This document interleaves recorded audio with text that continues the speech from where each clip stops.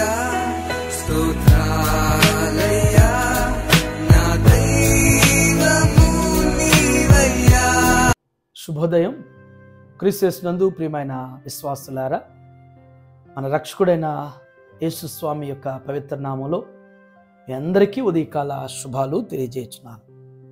ఈ దినం మన టీఎల్సీ దిన ఆహారంలో దేవుని యొక్క వాక్యాన్ని మనం చదువుకుందాం. యాకోబు రాసినటువంటి పత్రిక 5వ అధ్యాయం 18వ వచనాన్ని మనం చదువుకుందాం. అతడు మరలా ప్రార్థన చేయగా ఆకాశము వర్షమిచ్చెను, భూమి తన ఫలమిచ్చెను. అతడు అనగా ఏలియా మరలా ప్రార్థన చేయగా అనే మాట మన జ్ఞాపకం చేసుకోవాలి. దేవుని బిడ్డలారా, ఈ భాగంలో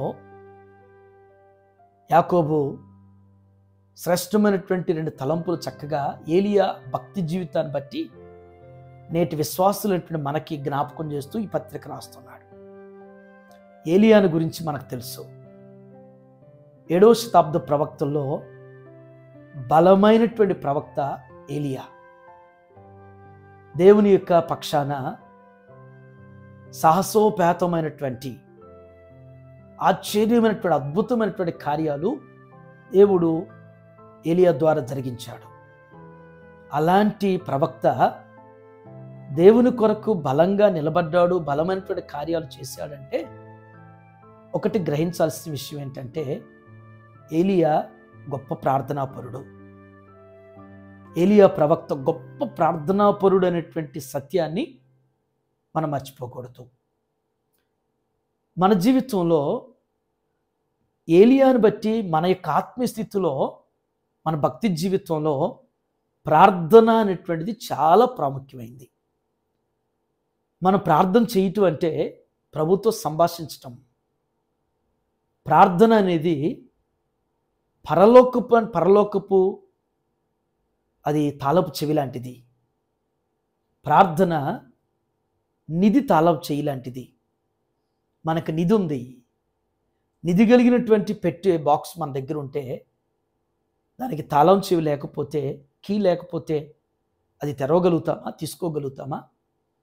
మన ప్రార్థన కూడా మరి నిధిని, ప్రభు అనుగ్రహించే ప్రతి ఆశీర్వాదానికి మనల్ని వారసులు కావాలి అంటే ప్రార్థన అనేటువంటి కీ మనకు ఉండాలి.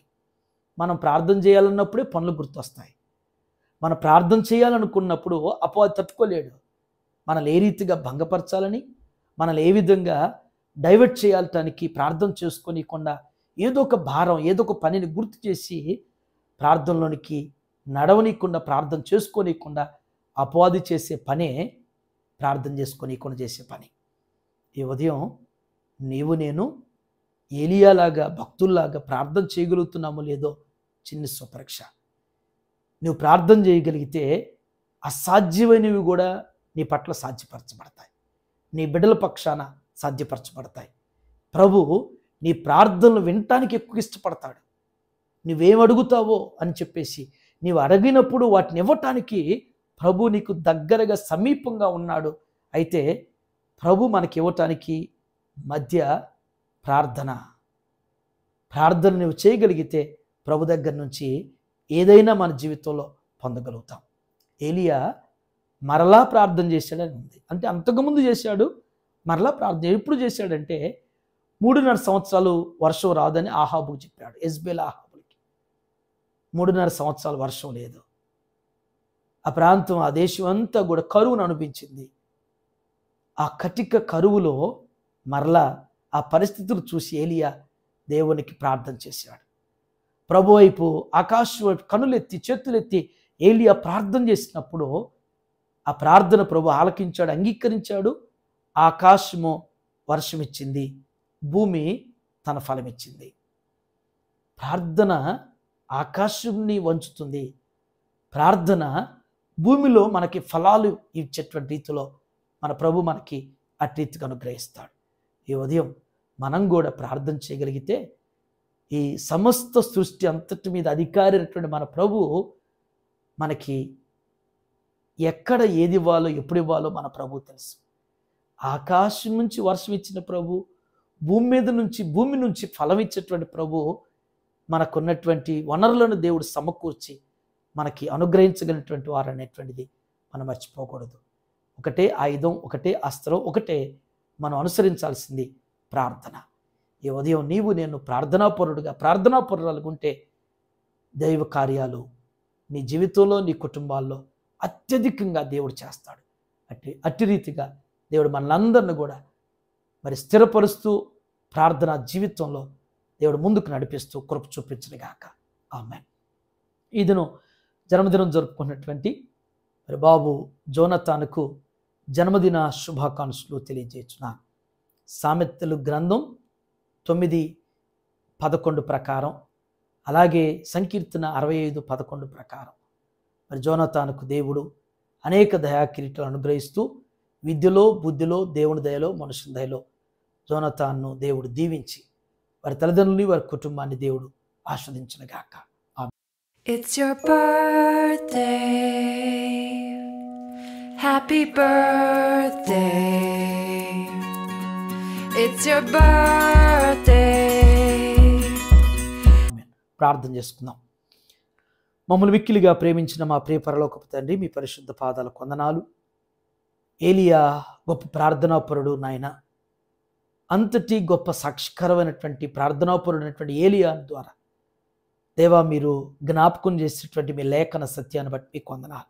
మరలా ప్రార్థన చేయగానే మాట జ్ఞాపకం చేశారు దేవా. మా జీవితంలో నాయన ఎప్పుడో చేసాం కదా అనేటువంటిది మేము విడిచిపెట్టకుండా నిత్యం అభ్యాసనగా ప్రార్థించేటువంటి ప్రార్థనా జీవితం మేము కలిగి ఉండుటకు ప్రార్థన ఆత్మను ప్రభువా మాకు మీరు నిత్యం అనుగ్రహించమని ప్రార్థన చేస్తున్నాను. భక్తులు నాయన ఏ రీతిగా ప్రార్థించి ఫలాలు పొందారు, ప్రార్థించిన ఆయన విజయాలు పొందారు, ప్రార్థించిన ఆయన గొప్ప కార్యాలు వారు చేశారు నా తండ్రి. వారి పక్షాన జరిగినవో మేము కూడా నా తండ్రి ప్రార్థించేటువంటి ప్రార్థన ఆత్మను మాకు అనుగ్రహిస్తూ స్థిరపరచండి. మరలా ఏలియా ప్రార్థన చేస్తే ఆకాశం వర్షం ఇచ్చును, భూమి తన ఫలమిచ్చిన మీ లేఖనంలో జ్ఞాపకం చేసినట్లుగా నా తండ్రి దేవా ప్రార్థించటం ద్వారా దేవా సమస్యలను జయించగలుగుతాం, ప్రార్థించటం ద్వారా శోధనలు జయించగలుగుతాం, ప్రార్థించటం ద్వారా మా శత్రువును కూడా మిత్రులుగా మార్చగలుగుతాం అనేటువంటిది అది నాయన మేము గ్రహిస్తూ నాయన జీవించటకు మీ కృపద ఇచ్చాడు.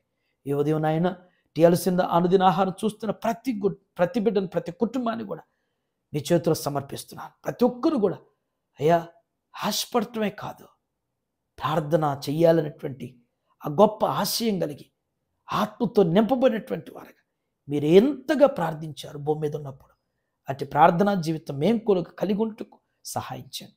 ఈ దినం జన్మదినం జరుపుకున్నటువంటి జోనతాను మీరు దీవించండి. ఇలాంటి జన్మదినాలు ఇంకా అనేకం జరుపుకోవటానికి మీ కృపద ఇచ్చేయండి. వారి తల్లిదండ్రులని, వారి కుటుంబాన్ని మీరు దీవించి మీ కృపలో వర్ధిల్లింపచేయమని యేసు నామములో తండ్రి. ఆమేన్. God bless you all.